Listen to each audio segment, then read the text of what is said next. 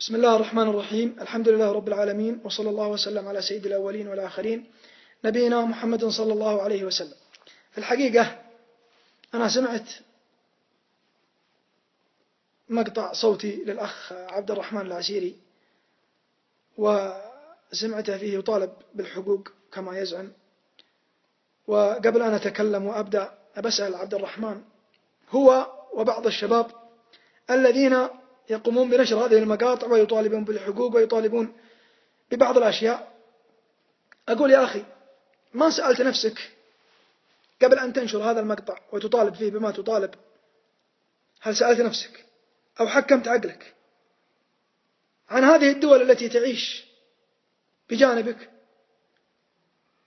هل فكرت في يوم من الأيام ماذا يحدث في سوريا ويحدث في العراق ويحدث في ليبيا ويحدث في مصر ويحدث في جميع أنحاء وفي اليمن وفي جميع أنحاء العالم؟ ثم حكمت ضميرك في هذا الأمن الذي تعيش فيه. والله لو أكلت من أوراق الشجر، لو أكلت من أوراق الشجر مع هذا الأمن الذي تعيش فيه أنت وأولادك، الذي تعيش فيه أنت وأهلك، هذه النعمة وهذا الرخاء.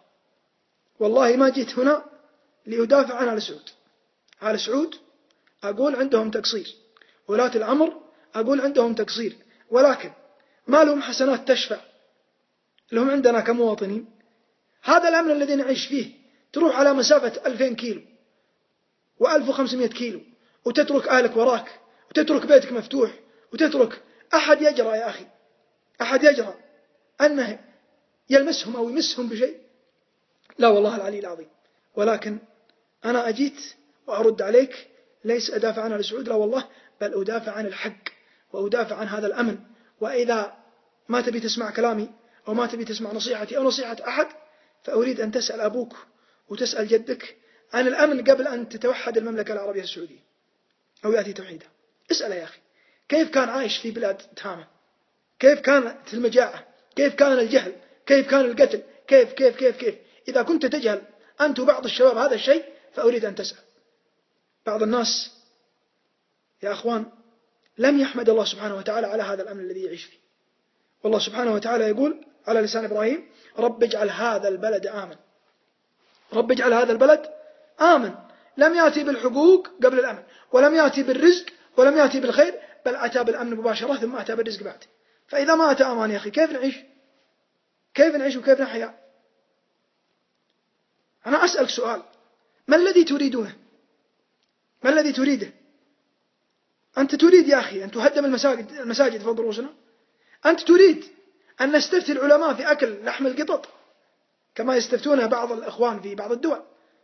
هل تريد أن تذبح طفلتك أو يذبح ابنك أمام عينك؟ هل تريد أن ينتهك عرضك أمام عينك وتقتل أمك وأبوك؟ ماذا تريد؟ إيش اللي تريده بالضبط؟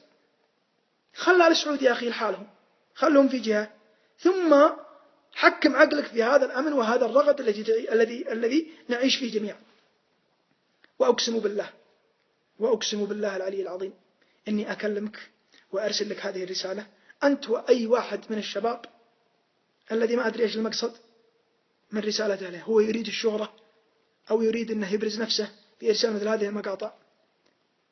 أنا أقسم لك بالله إني أكلمك وديني 500,000، وأقسم بالله إني أكلمك وما يصفى لي من راتبي إلا 2000 ريال، وأقسم لك بالله إني أكلمك وأنا مستاجر، وأن سيارتي الشخصية أنا بالتقسيط، ولكن أنا أقسم بالله الواحد الأحد إني راض بما كتب الله سبحانه وتعالى، وراض بهذا الأمن وهذا النعمة وهذا الرغد. وأزيدك من الشعر بيت، والله إني أرسل لك هذه الرسالة وأنا داخل السجن. فيا أخي، أنت والأخوان حكموا الضمير وحكموا العقل وارجعوا إلى الرشد، واعلموا أن هذا الأمن إذا انفلت منا فوالله لن يترجع أبدا ولن يرجع. أسأل الله سبحانه وتعالى أن يهدي الجميع إلى ما يحبه ويرضاه، وأن يجعلنا وإياكم ممن يستمعون القول فيتبعون أحسنه. ولاة أمرنا لهم بيعة شرعية ولهم هيئة شرعية، بايعهم الشعب وبايعهم الإخوان. نسأل الله أن يحق الحق بكلماته، إنه ولي ذلك والقادر عليه. وصلى الله وسلم على رسوله.